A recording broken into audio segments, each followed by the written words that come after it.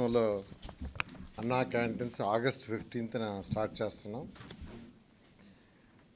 గత 2014-19 అప్పుడు ఈ అన్నా క్యాంటీన్స్ని పేదల నిరుపేదల కోసం ప్రతి పేదవాడు కేవలం 5 రూపాయలతో చక్కటి భోజనం, ఆరోగ్యకరమైన భోజనం, మంచి ప్లేసులు అంటే తినే ప్లేస్ కూడా హైజీనిక్గాను, తర్వాత చాలా ఆహ్లాదకరంగా ఉండాలని ఆ రోజు సీఎం గారు ఆదేశించడం, దానికి తగ్గట్టుగానే రాష్ట్రంలో 203 అన్నా క్యాంటీన్స్ యాక్చువల్గా ప్రారంభించడం జరిగింది.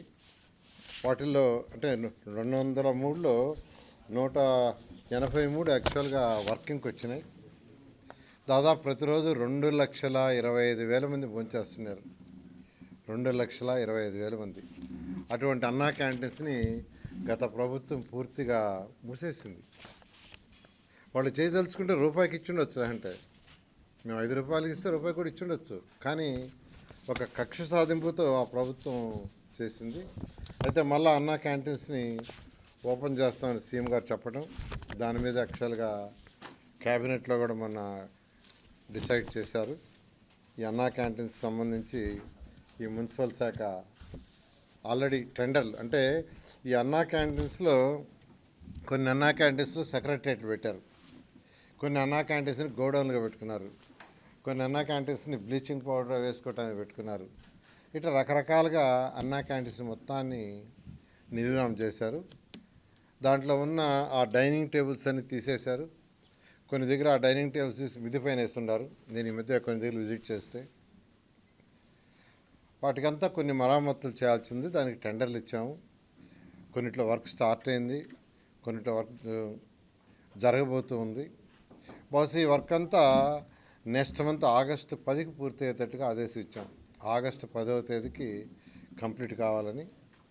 అదే గత 2014-19లో అక్షయ్ పాత్ర వాళ్ళు యాక్చువల్గా ఈ టెండర్ దక్కించుకొని వాళ్ళు ఫుడ్ పెట్టారు, చాలా చక్కటి ఫుడ్ పెట్టారు. ప్రతి పేదవాడు ఎంతో హ్యాపీగా, సంతోషంగా, ఆనందంగా తిన్నారు. నేను కూడా తిన్నా చాలాసార్లు టేస్ట్ చేయడానికి. అయితే ఈసారి మళ్ళీ టెండర్లు పిలుచున్నాం. టెండర్లు కూడా 22వ తేదీ ఐ థింక్ ఓపెన్ చేస్తారు, 22 ఓపెన్ చేస్తారు.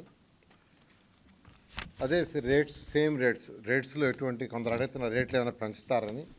పెంచేది ఏం లేదు, సేమ్ రేట్స్ 5 రూపాయలతో యాక్చువల్గా బ్రేక్ఫాస్ట్ అయినా, లంచ్ అయినా, డిన్నర్ అయినా చేసే విధంగా చేయడం జరిగింది. అంతేకాకుండా అన్ని అన్నా క్యాంటీన్స్ ఒకే మోడల్, ఒకే స్టాండర్డ్. అధికారులకు కూడా ఇప్పుడు యాక్చువల్గా వీడియో కాన్ఫరెన్స్ జరిగింది. రాష్ట్రంలో ఉన్న 123 మున్సిపాలిటీస్కి కమిషన్స్తో ఈరోజు కాన్ఫరెన్స్ జరిగింది. ఒకే మోడల్ ఉండాలా, ఒకే సిస్టమ్ ఉండాలా, ఒకే క్వాలిటీ ఉండాలని ఆ విధంగా చేయమని యాక్చువల్గా ఈరోజు ఆదేశించడం జరిగింది.